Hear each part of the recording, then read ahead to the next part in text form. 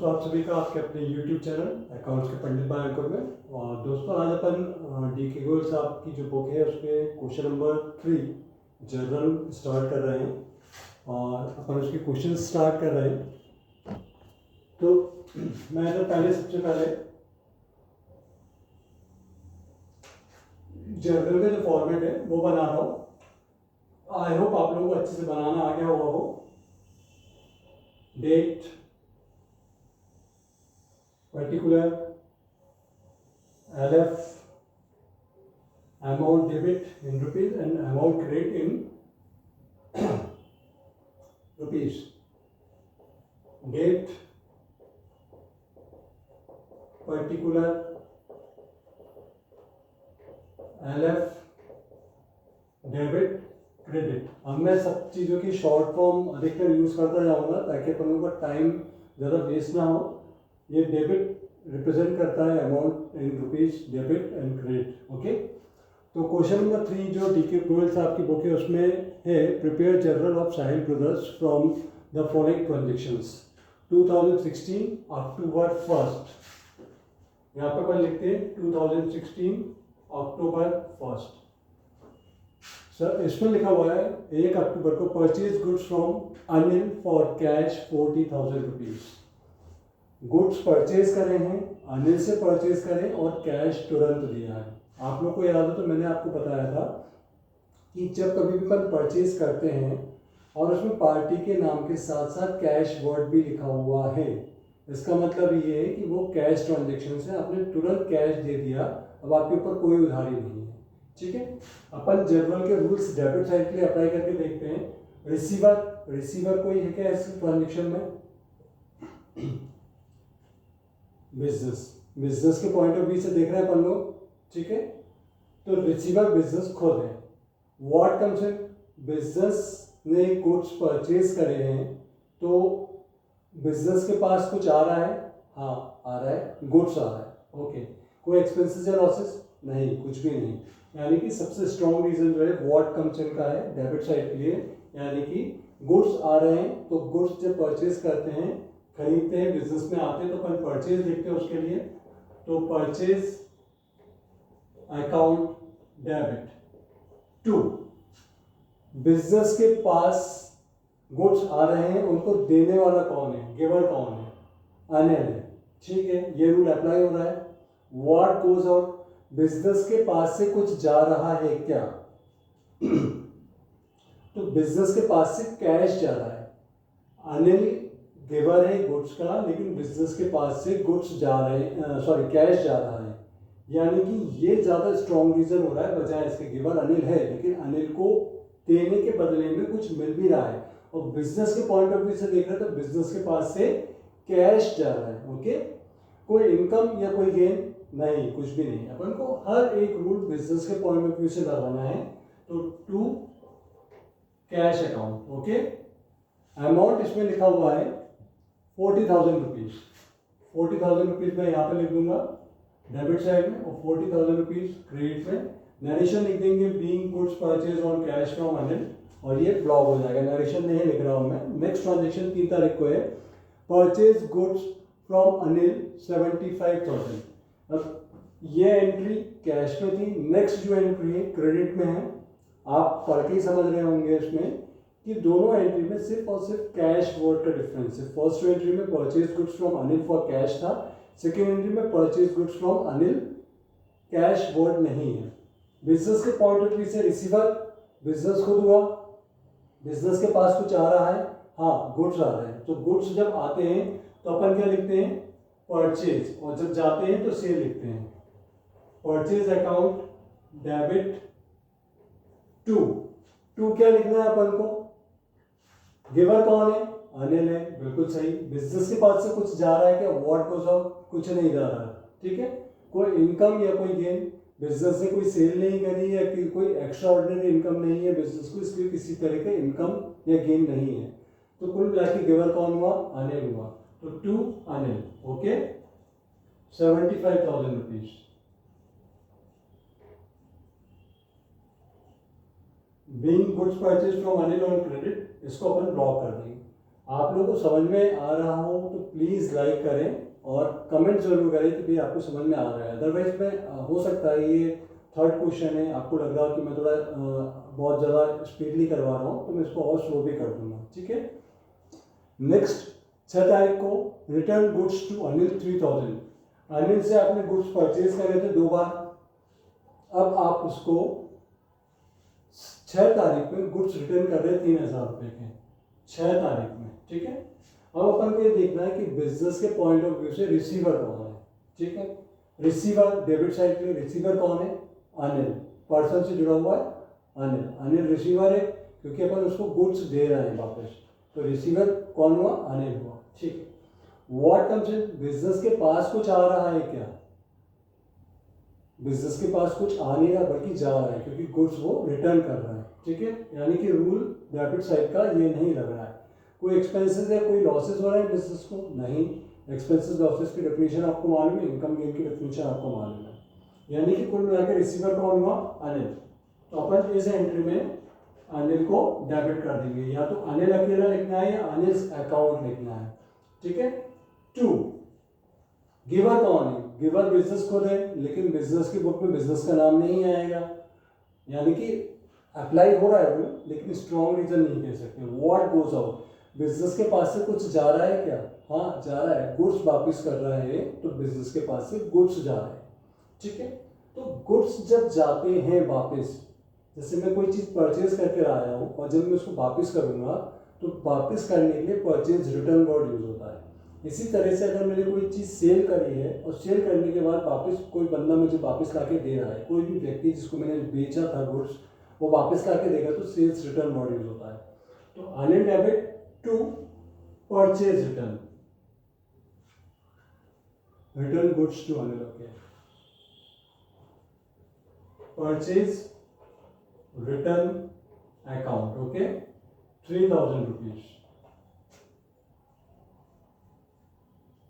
Being goods return to Anil, okay. Narration हो जाएगा उसका, मैंने एंट्री ड्रॉप कर दी है। नेक्स्ट ट्रांजेक्शन जो लिखा हुआ है 8 तारीख में, paid cash to Anil 50,000 rupees.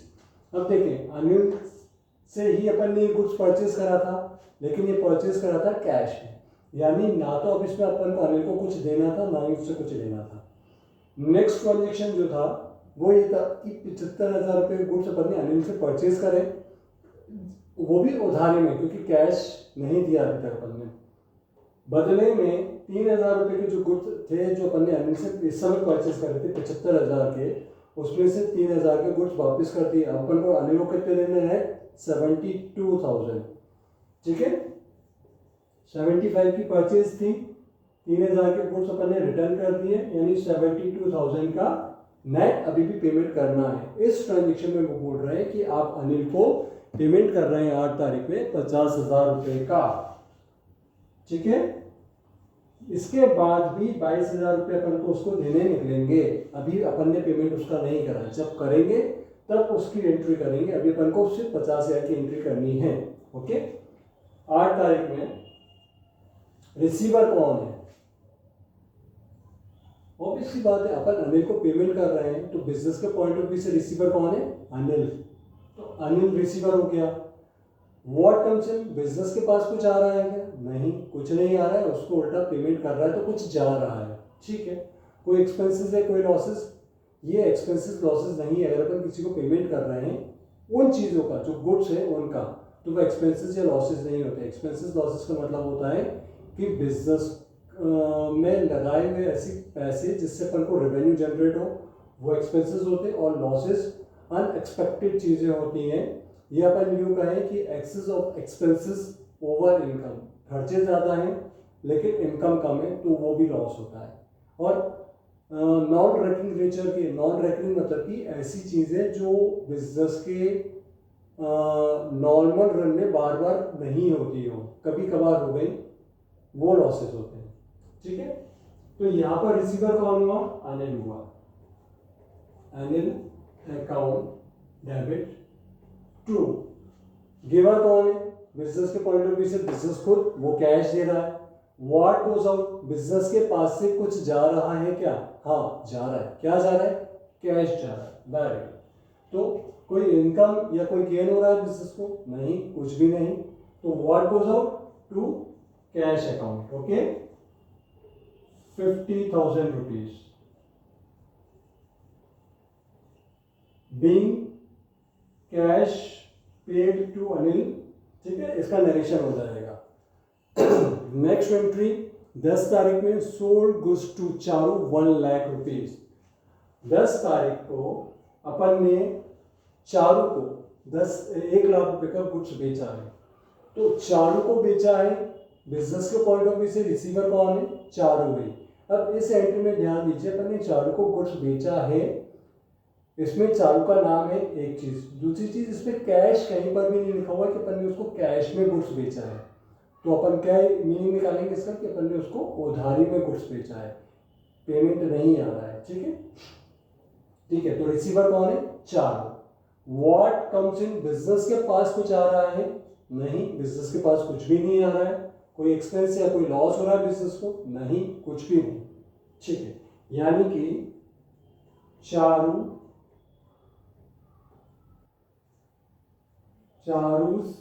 Account debit to giver कौन? बिजनेस के पॉइंट ऑफ व्यू से बिजनेस को, क्योंकि वो सेल कर रहा है गुड्स की। व्हाट गोज आउट, बिजनेस के पास से इस एंट्री में कुछ जा रहा है क्या? बिजनेस सेल कर रहा है यानी कि गुड्स जाएंगे, बिजनेस के बाहर गुड्स जा रहा है यानी कि goods out. What goes out? Goods goes out. और जब गुड्स बिजनेस के बाहर जाते हैं तो उसको क्या नाम लेते हैं? Sales. Very good. To sales account कितने रुपए? 1 लाख रुपए।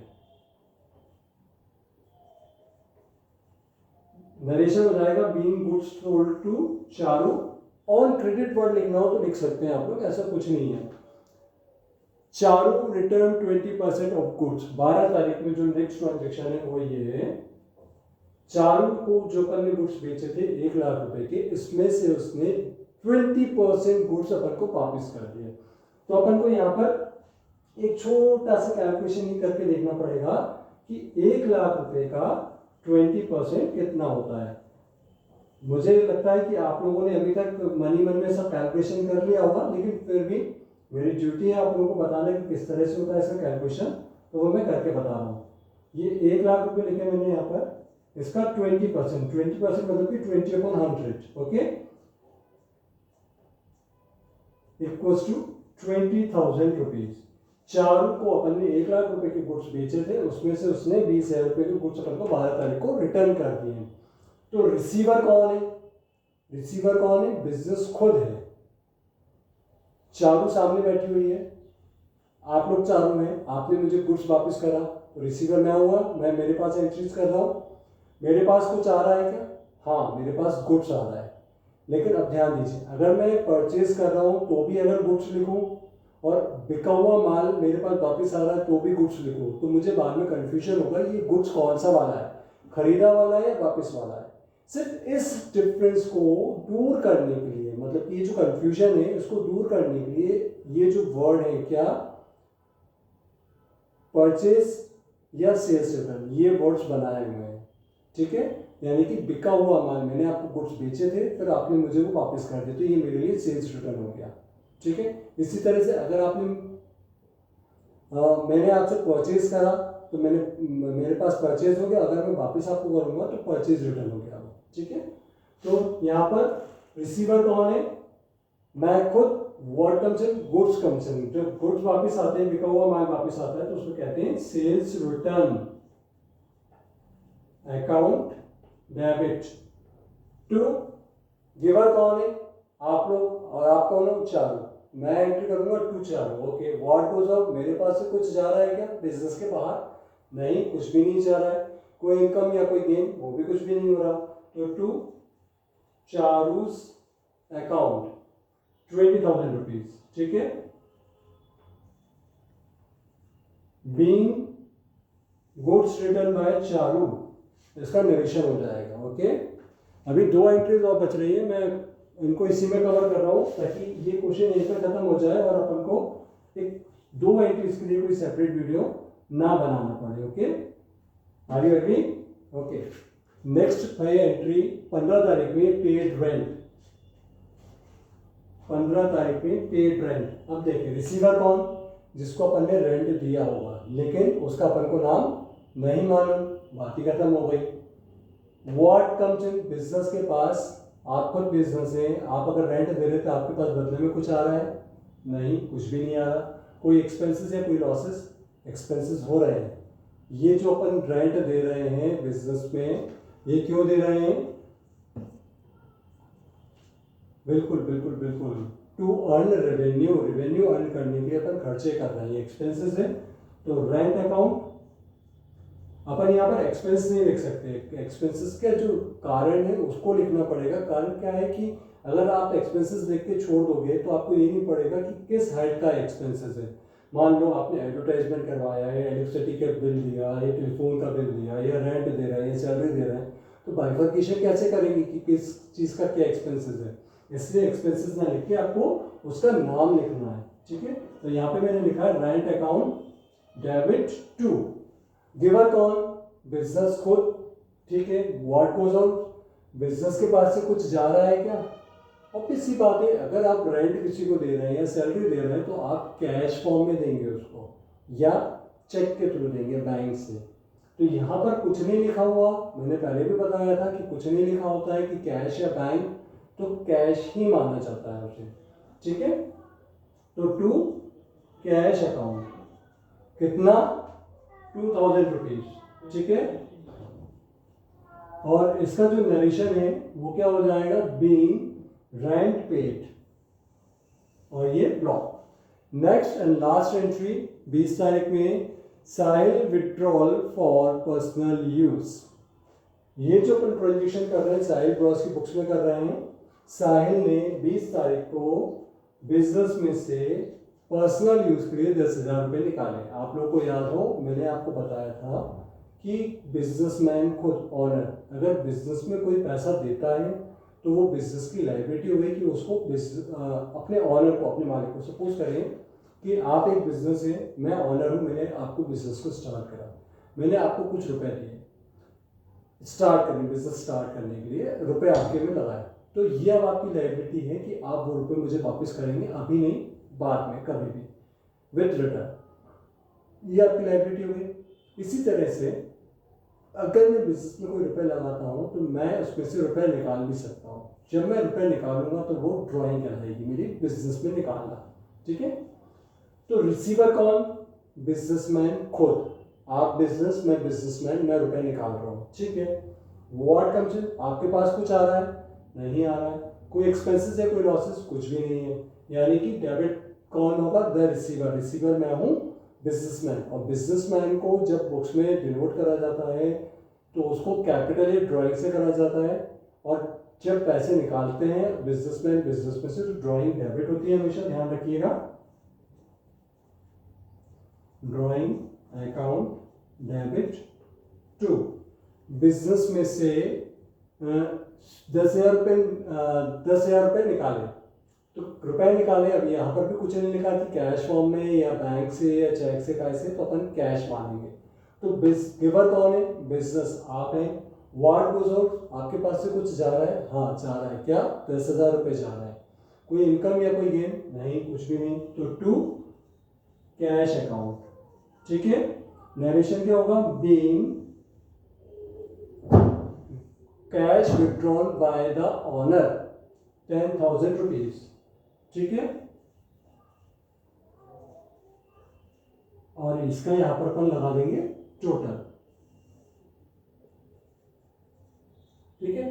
तो 1,50,000, 2,25,000, 2,65,000, 2,65 और 20, 2,65 और 20, 2,85, 2,95, 96, 97, 98, 99, 100, यानी कि 3,00,000 रुपए इसका टोटल हो गया। ओके, आप लोग इसका टोटल लगाएंगे। अब इस क्वेश्चन में एक कमी है, मैंने आपको सिर्फ फर्स्ट क्वेश्चन में बताई थी, इसलिए इस क्वेश्चन में दोबारा कवर नहीं करने की कोशिश कर रहा हूँ। ये अपन ने जर्नल बनाया है किसकी बुक में? साहिल ब्रदर्स की बुक में। तो अपन ऊपर क्या लिखेंगे? Journal in the books of measures Sahil Bros. Okay, इसमें आगे और भी लिखा होता है फॉर द ईयर एंडेड या एज ऑन, ये वर्ड भी लिखे होते हैं कि अपन किस साल के लिए बना रहे हैं, अपन को इससे कैसे मालूम पड़ेगा। तो इसी की जस्ट नेक्स्ट लाइन में आता है फॉर द ईयर एंडेड। अब चूंकि इस क्वेश्चन में कुछ लिखा नहीं था, इसलिए मैंने इसके पहले वाले क्वेश्चंस में भी नहीं लिखा था, इसलिए मैं इसको कवर नहीं कर रहा था। जब कोई भी नेक्स्ट क्वेश्चन आएगा तो उसमें इसको कवर करेंगे। ये वीडियो आपको पसंद आया हो तो प्लीज़ लाइक करें, शेयर करें एंड ऑफ कोर्स सब्सक्राइब करें।